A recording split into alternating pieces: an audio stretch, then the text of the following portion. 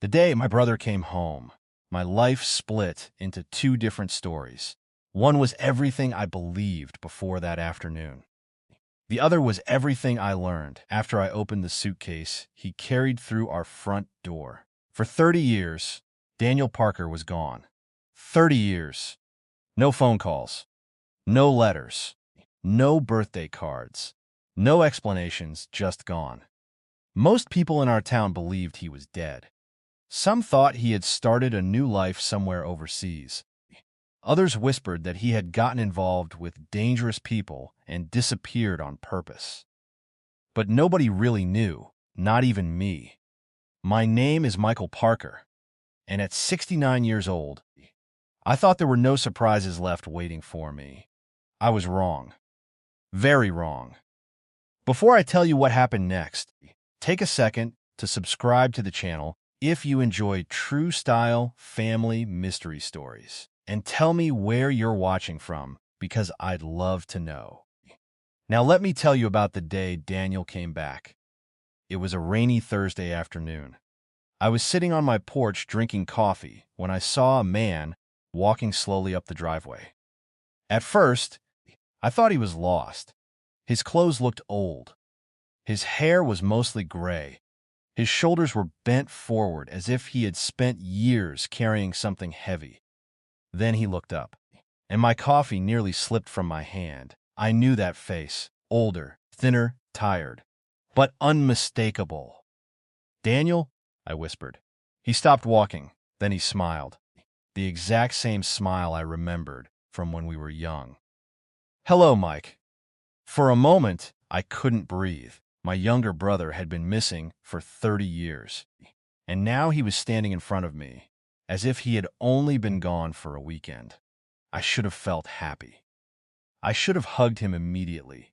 Instead, a strange feeling crawled up my spine, because his smile looked normal. His eyes didn't. His eyes looked terrified. Not nervous, not emotional. Terrified. Like someone had followed him all the way home. Like danger was standing right behind him.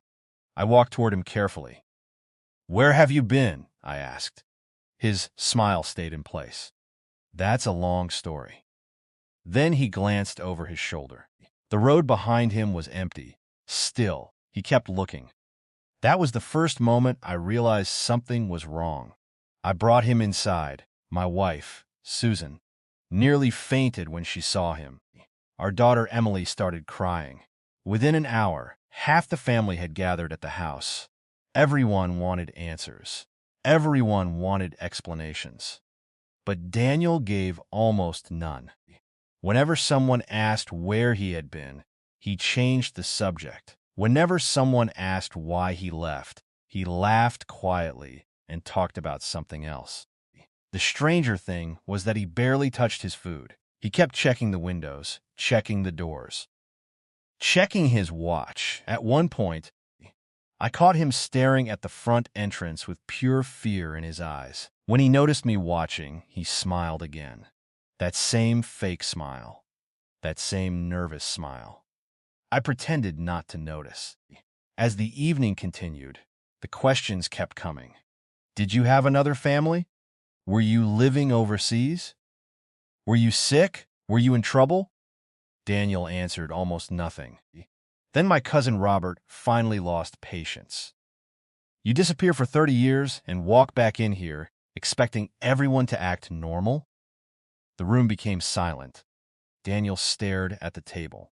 For several seconds, nobody spoke.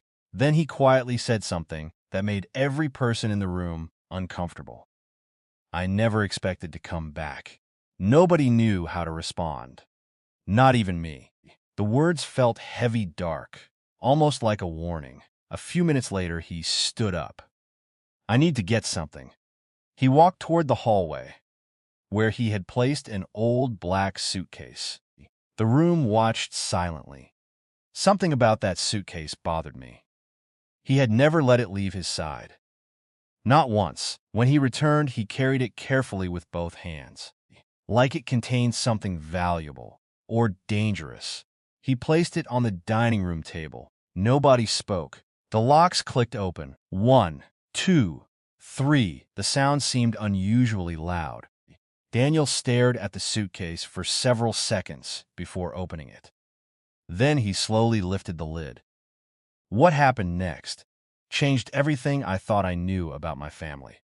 Because inside that suitcase wasn't money, it wasn't jewelry, it wasn't evidence of where he'd been. It was a single thick file, old, yellowed, worn by time. And the moment Daniel placed his hand on it, I noticed something terrifying. His hand was shaking, not a little, violently, like he was holding a bomb. Then he looked directly at me. His eyes filled with sadness. "Mike," he said quietly, "I wish I never had to show you this." And at that moment, I realized my brother hadn't come home to reunite with his family. He had come home because of what was inside that file, and whatever secret it contained had haunted him for 30 years. The room stayed completely silent. Nobody moved. Nobody spoke. Every eye was fixed on the old file, sitting in front of Daniel. For a few seconds, all I could hear was the rain hitting the windows. Daniel rested both hands on the table and lowered his head. He looked exhausted, not physically, emotionally, like he had carried the weight of that file for longer than any human should. Finally, I broke the silence. "What is it?" Daniel didn't answer immediately. Instead, he looked around the room at every member of the family. My wife, Susan, my daughter, Emily, my cousin, Robert, my Aunt Helen. People he hadn't seen in 3 decades.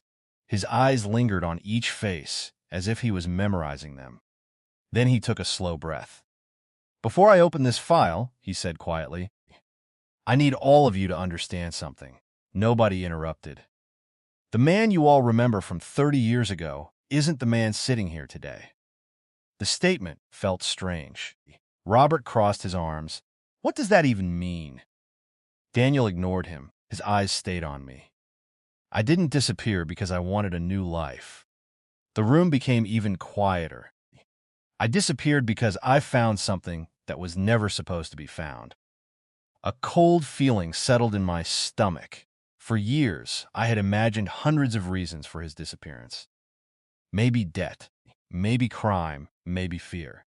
But not this. Never this. Daniel slowly opened the file. Inside were dozens of documents, old photographs, typed reports, handwritten notes. Some papers looked so old they were nearly falling apart. Emily leaned forward. "All that." Daniel hesitated. Then he pulled out the first photograph. The second I saw it, my heart skipped. It was our family home. Not the house we lived in now, the original house, the one where Daniel and I grew up, the one our father built. The one that had been sold decades earlier. Daniel placed the photograph on the table. Then he pulled out another and another and another. Every picture showed something different. But they all had one thing in common: our family, our property, our history. "What is this?" I asked. Daniel swallowed hard.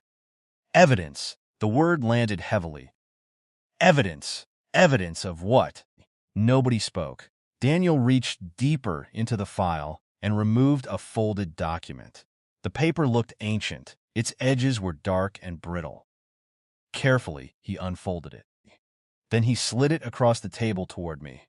At first, I didn't understand what I was looking at. Then I saw the signature, my father's signature. I immediately recognized it. I had seen it hundreds of times growing up. But the document itself made no sense. The date was from more than 40 years ago. And according to the document, our father had transferred ownership of several properties, bought plot schlaps worth millions today. I frowned. "What's wrong with this?" Daniel looked directly into my eyes. "Read the names." I looked again and instantly felt a chill. The names weren't ours. The properties had been transferred to people I had never heard of. Strangers, at least that's what I thought. Then Daniel pointed at one name. "Look closer." I stared at it. Suddenly, recognition hit me. The last name, I knew that last name. Everyone in town knew it. It belonged to one of the wealthiest families in the county, a family that had become incredibly rich shortly after those transfers happened. My confusion grew. What are you trying to say? Daniel leaned back. His voice became almost a whisper. I'm saying Dad never signed that document. The room exploded with reactions. What? That's impossible. What are you talking about? Robert shook his head immediately. You're crazy. Daniel didn't react. He seemed used to disbelief. I spent 30 years proving it. Nobody spoke. The confidence in his voice was impossible to ignore. Daniel reached into the file again and removed several sheets of paper.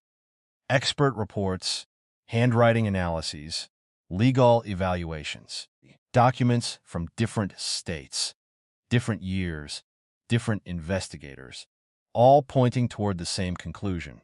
Forgery. The signature wasn't genuine. Our father's name had been forged, and those forged documents had transferred millions of dollars in property away from our family. I stared at the papers. None of it felt real. Our father had died, believing he lost those properties through business mistakes. That was the story we'd always been told. That was the story everyone accepted. But, according to Daniel, it had all been a lie, a carefully planned lie. Susan looked stunned. Who would do something like that? Daniel's expression darkened. Someone with power. Then he pulled out another photograph. This one wasn't of property. It wasn't of land. It was a picture of a group of men standing together outside a courthouse. Old, black and white. Faded by time, Daniel pointed at one man. Our father. Then he pointed at another. The moment I recognized the face, my blood ran cold. It was Judge William Hartley, one of the most respected figures our town had ever produced. His name was everywhere: schools, libraries, scholarships, buildings. People practically worshipped him. Daniel stared at the photograph. He wasn't a hero. Nobody moved. Nobody even breathed. He was the man behind everything. The room went silent again. The accusation felt impossible. Judge Hartley had been dead for years. His reputation was spotless. There was no way. But before I could finish the thought, Daniel slid another document across the table. Then another. Then another. Each one connected Hartley to property transfers, financial transactions, private meetings. Agreements. The evidence was disturbing. And yet one question kept burning inside my head. If you found all this years ago, I asked, why didn't you come home? Daniel's face changed instantly. The fear returned. The same fear I had seen in his eyes when he first walked up the driveway. For several seconds, he stared toward the front window. Then he quietly said something that made every person in the room freeze.